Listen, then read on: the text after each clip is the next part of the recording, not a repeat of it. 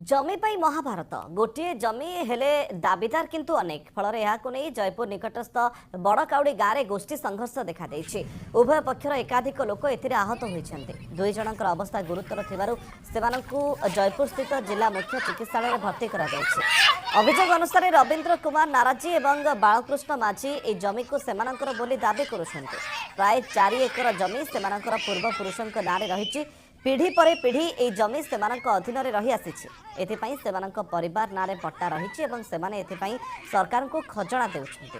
हेले सेई गाँव लक्ष्मी नायक एवं हरिश्चंद्र नायक ए जमी को किछि वर्ष हेब सेमानंकर बोली दाबी करुछन्ते। हेले सेमानंक पाखरे कोनोसी पट्टा नाही। एहाको नै ए विवाद देखा दैछि। ए जमी को उभय पक्ष निजर बोली दाबी करी धान बुणिबा समय उभय गोष्ठी मध्य गोष्ठी संघर्ष देखा देइथिला। एने सदर थाना उभय पक्षर मामला दायर होईछि।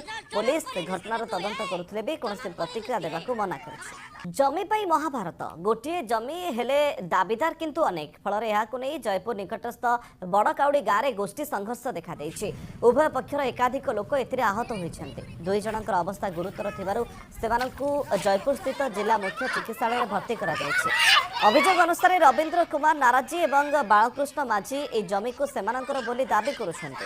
प्राय 4 एकर जमी सेमानंकर पूर्वपुरुषों नाँ रही पीढ़ी पर पीढ़ी ए जमी सेमानंक अधीन रही आसीछि। एथिपाई सेमानंक परिवार नारे पट्टा रही एवं सेमाने एथिपाई सरकार को खजणा देउछन्ते।